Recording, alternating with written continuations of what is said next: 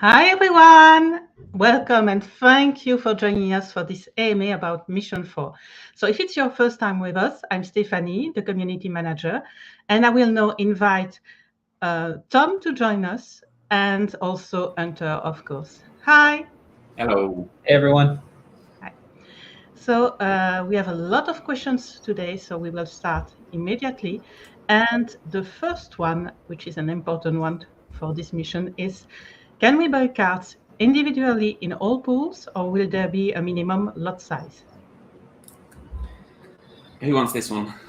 Tom, why don't you take this one? Okay. So the store has been designed and built quite flexibly. It'll allow us to kind of add products for sale as we go along. Initially, we are limiting this sale so you can either buy one single card or a bundle of cards at a slight discount. The Solar Flare pool, you can get 3 cards or 1 card. All the other pools are 10 cards or 1 card. And yeah, so the prices will kind of reflect that with the discount in there as well. So caters for a wide range of budgets.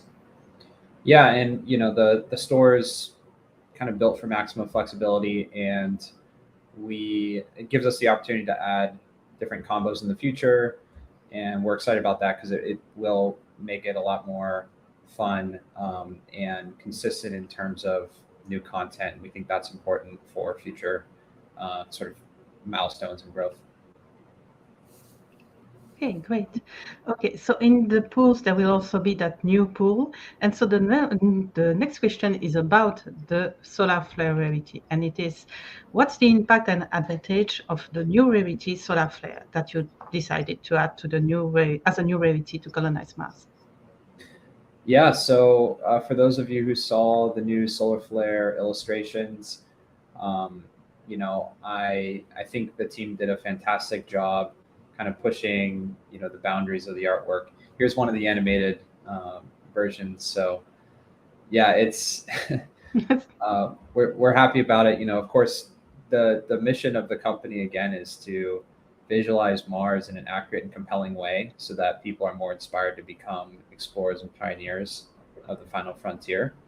And I think it's important to highlight that mission again here because the amount of time and effort we put into these visuals is pretty substantial, and it's a big part of why we're doing what we're doing, which is to tell the step-by-step story of colonizing Mars and showing people some of the objects and exploring that and gamifying it and making it really visually compelling. So, one of the big goals with the Solar Flare card was to capture attention, get people excited about, a new version of, the cards.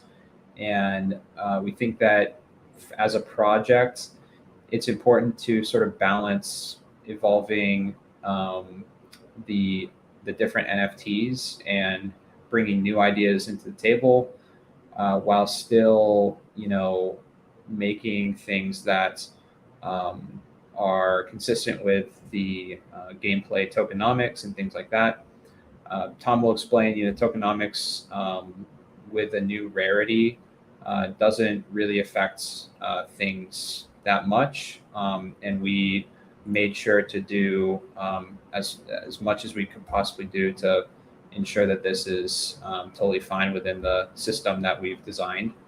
But we think that this Solar Flare rarity will be a really interesting sort of marketing tool, a way to attract new audiences.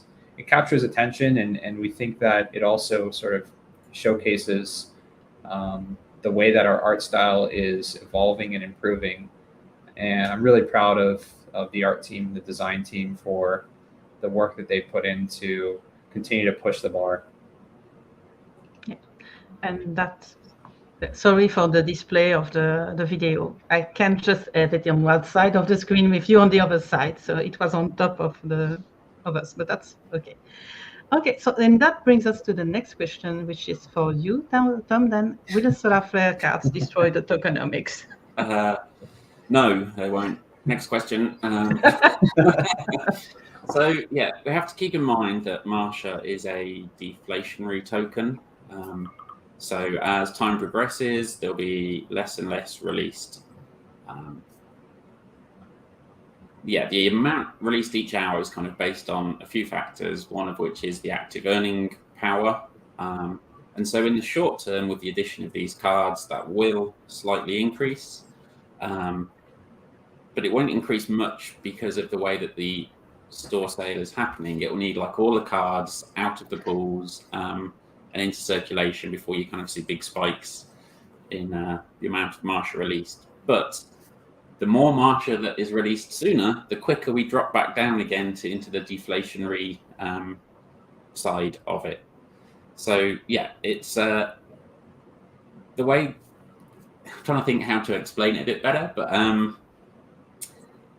early adopters to a project, they get in at the start before the kind of the deflationary kind of metrics kick in, and it's the same here. So people that have joined the project already, involved, have got Martia, can get these cards. They'll be earning Martia at a higher rate before we get into the deflationary part of it, and we think that's a bonus. So yeah. Yeah, and it's also important to keep in mind there's other factors to, the value of NFTs. Interest in the project, demand for the artwork, demand for the game, and these are all factors that are consistently in flux. And our goal is to consistently grow those over time, as everyone knows. And I think it's important to address the general state of crypto right now is very volatile. And so we are still going to continue executing on our core roadmap. And, some of these things we just need to keep in mind and maintain some flexibility around. But the underlying sort of tokenomics will not be, affected that much. And we think that the factors of growth for us, are more than just sort of these NFTs. So for us, this is just an additional feature. We hope that people really enjoy the artwork and like the style of it. And we think that, it's really about figuring out the right ways to visualize Mars and gamifying it. And we think that this is something that actually is really fun. It's cool. Like, I want one of these. Yeah, me too. I think it will be a good thing for the project. As you said, the demand for these assets and NFTs and the project as a whole will hopefully increase, which is good for everyone. Yeah, and before going to the next one, I would just like to address the message of Will Ryan in the chat. So welcome to the game, as it is your first time. And about the same wild dream ideas for the team, what would be our dream goals? We had an AMA with the full team, so if you want to go there and see why are the reason for each one of us to be part of the project, I encourage you to go and see that too. So yes, and the next question, to go back to solar flare, sorry for the interruption, is will there be solar flare for previous missions? Probably. Yeah, it's there. We can introduce them without breaking the tokenomics. There's the flexibility and in the balance in the resource gameplay to have them or to not have them. Do we talk about the potential of governance tokens, or do we leave that for another discussion? Yeah, let's leave it for another discussion. Okay. But there are some cool, I think, things in the pipeline that we're working on right now. There's also other NFTs, that we've already announced that are going to continue to sort of change the dynamic of the game and improve it and make it more strategic and interesting. Things like discovery NFTs, things like blueprints. So if you haven't read our white paper yet, definitely go check it out. It gives a good overview of some of the things we'll be releasing And so I think it's important to keep that in mind too. Like, we're putting in a lot of the foundational work right now. That's what we've been doing for the last 6 months, just really keeping our heads down and building. The team's been growing, and the team's done a fantastic job with engineering and design, and some of the other people we've added to, which really am happy with how things are progressing there, and we'll just continue building. And some of these new NFTs, I think, will add a lot more interest to the way the game's played. And so yeah, things will change, and we're excited about that change too. Great. So next question about the Solar Flare again. So is the Solar Flare pool open to everyone? Are you going to put some Solar Flare rarity cards in the NFT staking pool? The pool in the store to buy them from will be open to everyone. Can't just limit it to myself, unfortunately. But we're not putting Solar Flare rarity cards into the NFT staking pool. We are putting ownerships and sponsorships and gold and dark matter cards again, but no Solar Flare. Okay. And then the big questions everyone is asking, what are the prices? Yeah, so we'll announce the price a little closer to the time of the sale. Like I said before, crypto's in a bit of a volatile state right now. I think it's just better for us to wait a bit to announce those, and make sure to monitor how things are going in that area, and because we need to be wise about releasing supply, and I think we're bullish on crypto. That's why we're doing this. That's why we've been doing this for basically since the beginning of 2021. And I think we believe that blockchain gaming is going to be the new staple for gaming, and there's a lot of reasons why there can be some really fantastic growth. And our goal is to continue releasing innovative features around how to utilize those mechanics. And so yeah, in terms of pricing and releasing supply of NFTs, we'll keep people updated on it as we go, and we'll announce them when they're ready to go.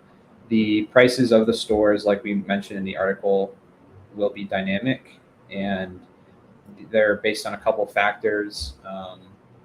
Basically, the amount of cards that are left in those pools will change the price, and the various things like that. So all the details are in that article. I don't know if Tom, you wanted to add anything else to that, but that basically helps, ensure that new players have a chance to get these cards, and it also makes the supply more consistent over time. Yeah, I think you've covered nearly all of it, and it's one of those where we could give you a price, but because of the dynamic nature of the way the pricing will be done, it will be different in 5 minutes. So we'll wait till closer to the time. Hopefully the market conditions are less volatile, and so that kind of price will hopefully be more consistent for longer than just a couple of minutes. So as I say, things are in flux. So great. So now we are going more to the game part of the DMA, and the next question is, can we see a free-to-play option near future to attract more players and grow our community? I will talk about the free-to-play part, and then there might be something Hunter wants to announce about something else. So yeah, free-to-play, probably not in the kind of near future. Yes, it might attract more players, but what it will definitely attract is large amounts of bots, which can kind of ruin economies, ruin games. So we might introduce a free-to-play option once anti-bot measures are better, and we can control that and manage that, but it's not going to happen in the near future. There is something else that is happening in the near future, though. Yeah, so we're going to add basically a guest mode to our game, which will allow anyone who wants to try out the game to basically not need to create an account or go through any of those steps. So people will be able to play the mini game. It won't be for rewards, but it will be, you can go out and check out the map, check out the, different vehicles, check out the leaderboards, all the different cards, etc. The colony map view as well. So all that stuff will be open to anyone to check out. And, the goal is to really reduce friction as we start opening up to new audiences with the release of our token bridge and other things. So yeah, that's going to be coming out, I think, probably in the next week or so. So yeah, we're excited about that. We think it'll be a really great way to get more people just checking out the game, trying it out, and really just seeing how they like it. And we want to get more people into that experience as easily as possible. Yeah, a way to practice. I was going to say, people practice the mini game. Yeah. Cool. And so next question, could you expand on the statement from the Medium article? In Mission 4, pools will get refilled with new cards every few weeks. There's a couple of ways this could be read, but the bit that I might answer is Mission 4 is a large mission with a large payload, 20 new item types, nearly 100 new ownership and sponsorship cards. Hitting the store with all of that content in one go isn't great, because we want to make kind of stories and lore and marketing opportunities and various elements around each section. I think we've called them phases in one of our Medium articles. So the mission is split into 4, and every week or every 2 weeks or every few weeks, the new kind of item types will be added to the store. The old ones will still stay in there. So the pools will fill up with cards and they'll become cheaper to purchase again, because the price is based on how many are left. So yeah, there'll be some interesting opportunities potentially. Yeah, and I'll just add to that, like, storytelling is important for us as a project, and there's a lot of really cool stories to be told around the items and what they bring to Mars. And we felt like we needed a little bit more time to fully explore the stories and get people to learn more about the items. And yeah, we split it up into 4 sections for Mission 4. And we'll probably continue to do some form of that in the future, where we're really diving a little bit deeper into the items and the science and using the redshift and some other, cool storytelling opportunities to unpack them. Because it is an important part of the project. Again, the ultimate goal is to tell this step-by-step story of colonizing Mars and doing that in a compelling way. And so really making sure we're showing and showcasing the artwork and what it means and why it's important is I think very, very key for us. So, and it also supports just more consistent releases, which I think we want everyone to have things to look forward to in the store and have things to look forward to in the game. And so this will give us a little bit more of a consistent approach, which I think is also a really healthy thing for a project. Yeah. If new players turn up and join in halfway between one mission and the next, we want a kind of more staggered release of these things. So there's more opportunity for someone to turn up during a mission. There's there's always going to be things in the store for people to buy and start playing with. So we think it's a good positive for the project. Mm-hmm. And in link with that, the next question is, will crates ever return? And I guess here the idea is crates are nice when you want to open them later or have a giveaway or something like that. Yeah. So the store will be a similar experience to opening crates, except the cards will be transferred from the pools to your wallet right upon purchase. This basically, one of the reasons is it streamlines development for us. It makes it a lot more sustainable to release content consistently and not need to manage a bunch of drops. It also, allows for us to have more consistent content over time, like we were just explaining. And so, yeah, it's a slightly different experience. If you want to do giveaways, there's still, of course, cards and other things that will be dropping. But we do think this is just a better way for us to manage more consistent content releases within the game that we have.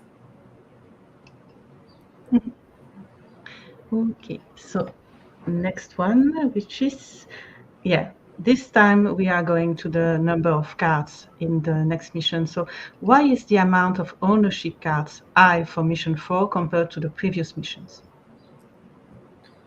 Yeah, I mean, one of the key, ways that we're telling the story of Mars is expanding the first colony. That's kind of the first phase of this.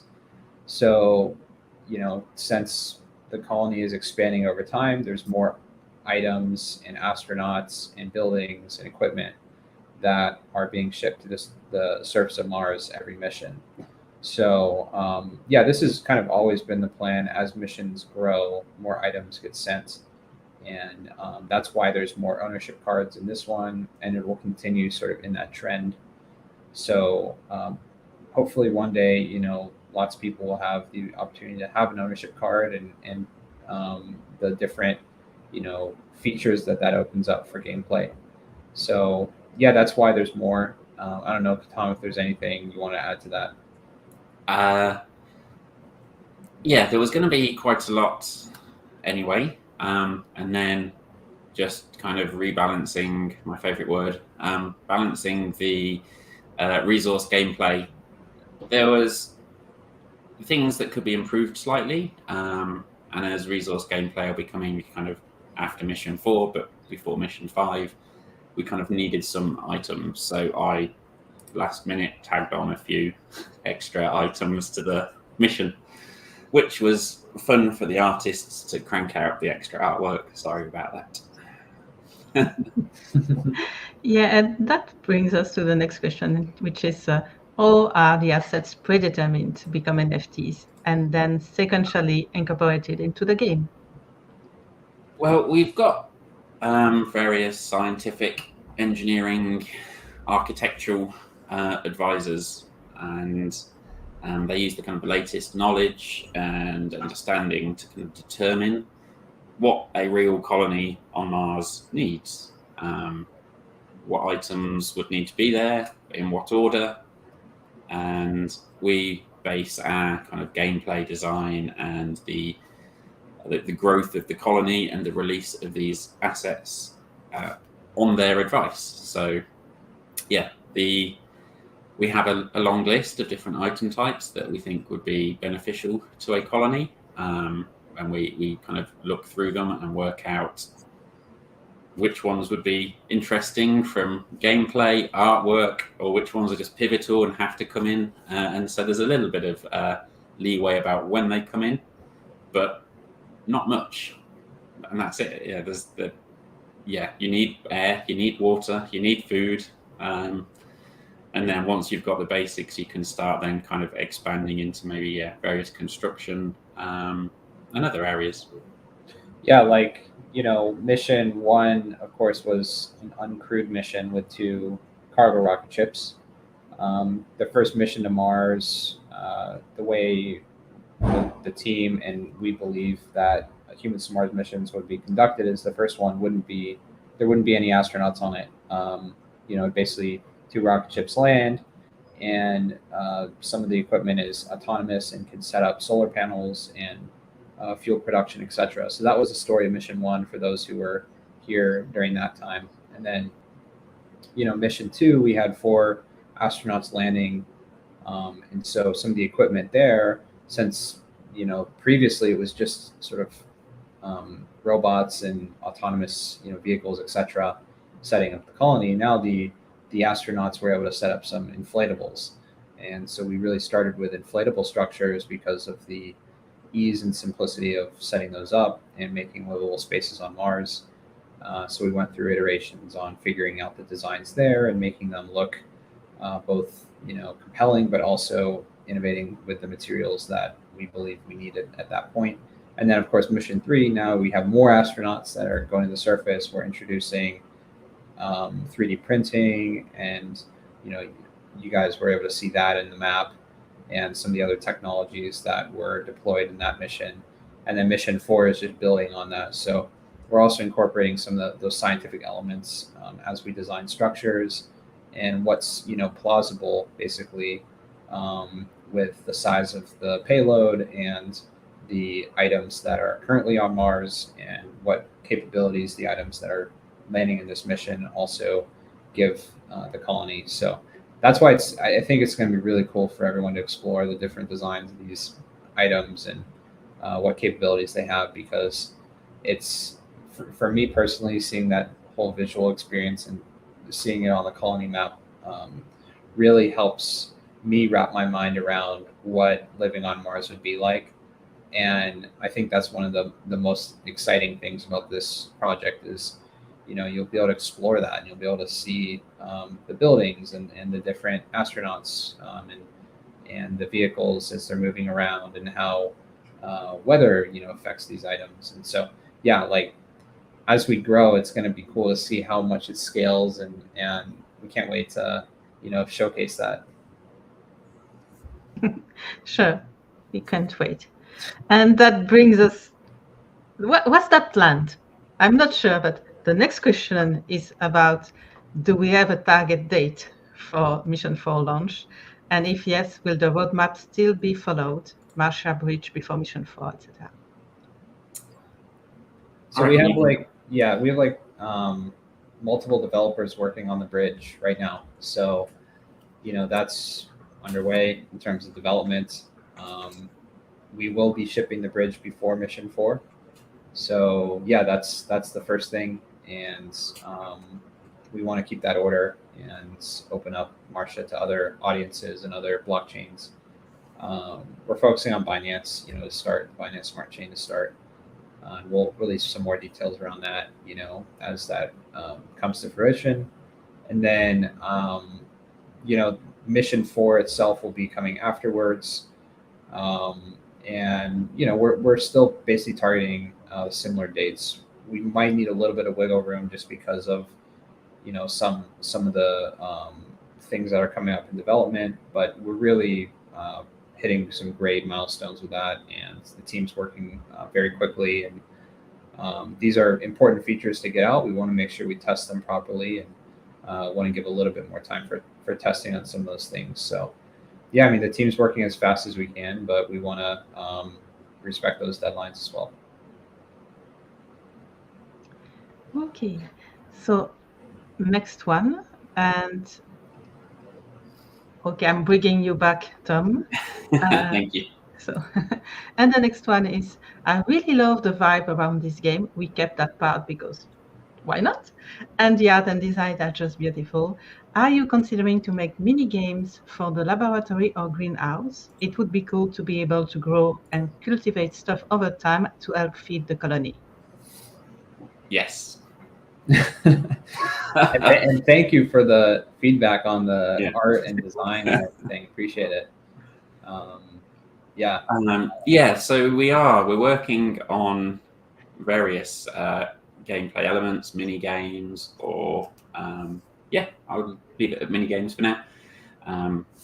The whole project's about kind of building a game and exploring and surviving and researching what it takes to live on another planet.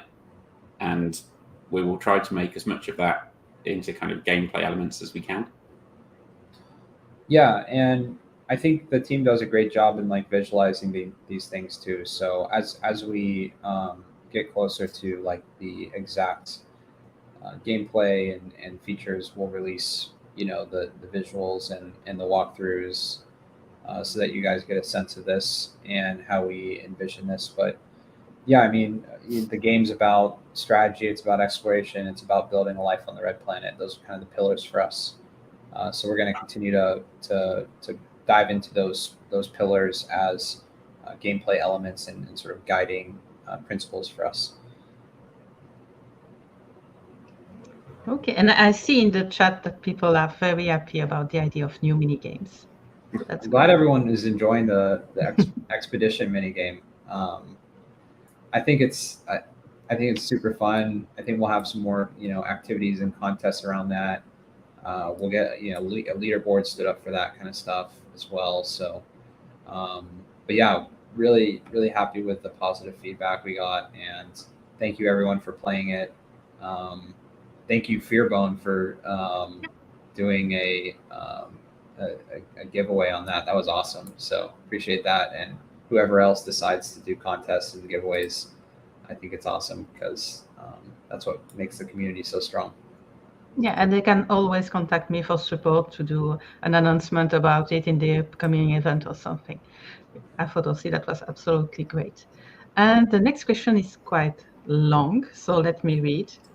And this is, could you tell us more regarding the ISA career rank? It says we can earn XP by successfully completing game replay activities.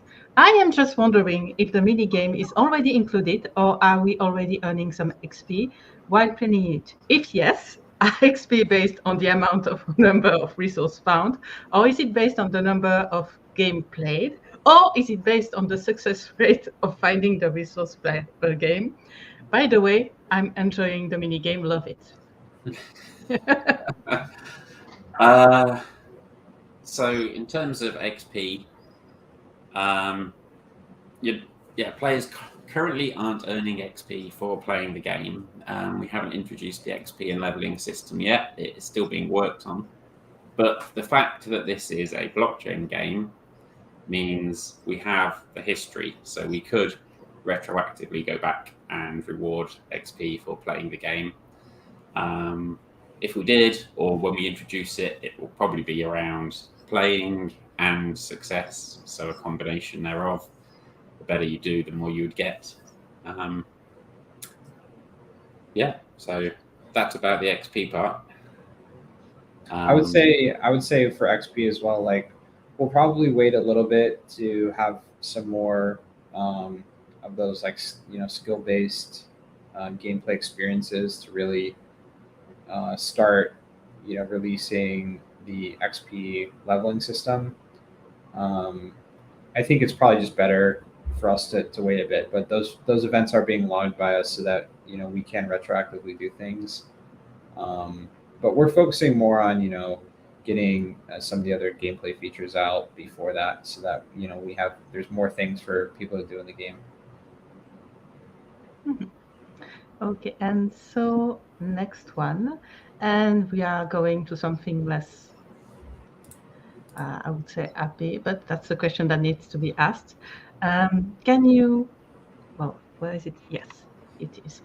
Considering the bearish market conditions, does the team have enough resources to continue developing the project? Yeah, I mean, we would appreciate support for Mission 4, but we will be able to continue development. We're in a fine state. We're continuing to deliver on our core roadmap. That's the focus for us. Like I said before, we have fundamental belief in blockchain gaming as a new way of gaming, and that's a core thing that we are rallying around and building towards. We do ask just for some flexibility from you guys in terms of our the way that we structure maybe releasing supply of our NFTs. We need to just keep a little bit of flexibility there in anticipation of the volatility of crypto right now. So I think that it's just wise overall for us to keep an eye out for that, and but this won't affect the development of the core gameplay, which I think is the number one thing that we're focusing on, really driving towards. Okay, and next question is, I don't see a team that is focused specifically on the economic part of this project. Will you recruit anytime? I don't know if it's someone asking to be recruited or asking for us to recruit someone else. Well, so far I've mostly been responsible for the economic part of the project in terms of the tokenomics, the kind of in-game economics. I do have some experience in that, but there's also been input and review from various other kind of financial people. There has been a new recruit to the team, another one, and they do have more kind of. I think they've got economics degree. They've got proven track record of kind of increasing, token value and other tokenomic assessments and analysis. So we have recruited someone to assist me, or for me to assist them, whichever way around it turns to be. But team's growing, but Tom's been doing a fantastic job on the virtual economy. It's very difficult to do, and so thank you, Tom, for all the work you do here. It's right. Really impressive stuff, and we're continuing to look for ways to innovate in that area. Team is growing. We'll probably release more about new team members as we formalize those things. But yeah, exciting things ahead for us. Yeah. Okay, so I guess in a few months, once we have a little bit more time, if we ever have a little bit more time, maybe we should plan a new team AMA to present all those new people. Just say. But is that hard sometime, or does everything always go as planned? Do the team even see negativity, or is it always a positive vibe? I think that what unites us as a team is everyone's very passionate about the vision for what we're doing. Everyone is wanting to be a part of helping make life multiplanetary, and we think that the game is really our goal is to inspire millions of people about what living on Mars could be like, and the way that the team's grown, over the last, basically since early 2021, has been pretty remarkable. And there's never a dull moment here. I think everyone will attest to. There's always things going on. There's always really great discussions happening between teams, and people are inspired. And I think that they're definitely. It's unfortunate that crypto kind of some of the macro factors are the way they are right now. But I would say as a project, as the way that we are looking to expand and grow, I think we're all really optimistic about that. Tom, Stephanie, you feel free to weigh in as well. Okay. So sometimes I get a little stressed. Mission 4 and the current crypto market has been one of them, but yeah, there's always people to talk to and try to kind of work on improving anything that might be kind of stressing me out. And then it's gone again, and I'm fine and positive and carrying on, and really happy to do so. Yeah, and I would say, as a mission approach, it's always a little bit more tired. I'm slightly more exhausted because there is a lot of work, but I still love it. That's, and so we are all sometimes a little bit tired. That's the idea. And so we have gone through all the big questions. We are already at almost 40 minutes. So I have selected a number of questions that I think could be more rapid fire questions. And then we can go through them all together and answer them very fast. So let's go back to this then. So first, quick question. Can you give us an idea on whether different time zones here on Earth affect the player's gameplay or not? Rapid fire. Not my specialty. So no, the different time zone on Earth won't affect the gameplay at the moment. It could be something we introduce later on. What we are going to be introducing is a kind of Martian day-night cycle, and that being a different length to the Earth day. If you log on at like 9 a.m. every day to see what's happening, the colony will be at a different time of day, so you'll experience it in a kind of different environment slightly. Okay, next one. Will mint number ever be any kind of factor? Of course. I mean, that's half the fun of NFTs, right? It's getting the low mints. I think we'll be adding some achievements to the game that take it, reward players who have the lower mint numbers. Okay. So while the Gleam whitelist contests serve as a fun social way to market Colonize Mars, are there more innovative marketing plans in the works? Yeah, and thank you for everyone who's participated in our whitelist, and for those who haven't checked it out yet, it's mars.card/whitelist, and that's definitely a fun way to help us get the word out about the project. We've really been focusing on just establishing more consistent communications. We still have yet to kind of ramp that kind of stuff up. We'll be ramping up some more specialized marketing efforts in the future to correspond with Mission 4 and some other things. Okay. And do you have any plans for Colonize Mars merchandise shop? Maybe things that can be bought with the in-game currency? Yeah, I Yes. think so. We'll be. Yes. I mean,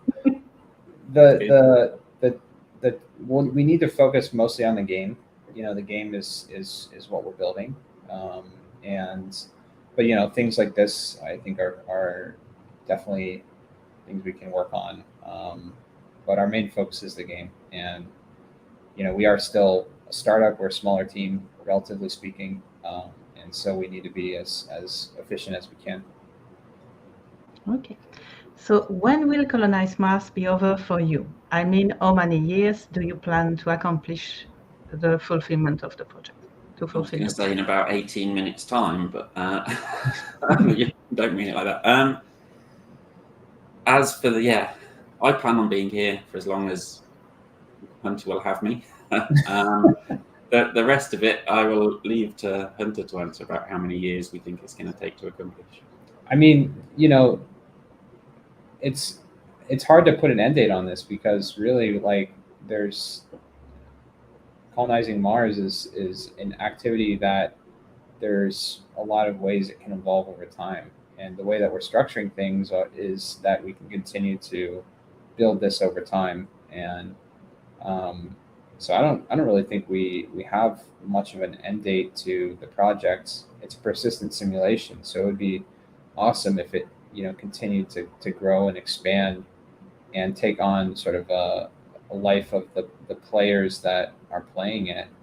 Now, what we will say is, of course, there's extreme focus on the strategy game this year and building out those features. Next year, we plan on really diving into more of some of those immersive features. And that's really, I think it's best for us to focus a significant amount of our time and energy on just executing those for right now. Okay. So next one is it going to have a citizenship document? So I guess it's the question about a Mars passport or something? NFTs, blockchains, they're great. So never going to say never. We could well have a kind of a passport that has data on it that reflects the player, their character, achievements, things like that. It feels like a nice addition. It does not necessarily at the moment kind of core gameplay. So something we can look at going forwards. Okay. So next one. In what period of time is it estimated to fully develop the video game? Yeah, so I think just like I was talking about, this year is about the economic strategy features. and we'll just continue to roll those out consistent to our roadmap. And I think we've done a significant portion of the development on that. Like, we're very close on a lot of those things. So I think that's very exciting. The team's done a fantastic job kind of standing up that foundation that not a lot of people get to see, but it does take a lot of effort. And yeah, and then after that, we will be working on more of the immersive features, some of the stuff in our roadmap, multiplayer, downloadable experiences, etc. And yeah, that's basically what we're going to be focusing on. Fully develop, again, it's going to be evolving as we go. So we'll continue to make it more and more of a built-out world. And that sends me to the next question, which is, how large is the vision of the CM team, Colonize Mars team? I mean, constructing some kind of metaverse on Mars where players can live and do some tasks to play and earn subsequently. Yeah, exactly. I think that this is a great summary of what we're building towards. There's definitely a metaverse element to this, and then there's also play and earn element to it, which I think is a big part of what makes blockchain gaming so interesting. And so yeah, we're adding innovative features on both of these ends to really realize what it could be like to build a life on Mars. Okay, next one is a little bit long too. So, with the arrival of new astronauts for Mission 4, can we expect an official press release from the Isit on its progress? Will the talented Emma Miller and the Redshift still be called upon for the presentation of the newcomers? Because I personally think she's perfect in this role, our most dedicated shifter. I guess he will recognize himself. Yeah, I mean, as more and more astronauts arrive, I think it'll get more difficult to have every single astronaut announced and introduced. But yeah, we can think about how to do this. I think we'll probably end up focusing on a few of them.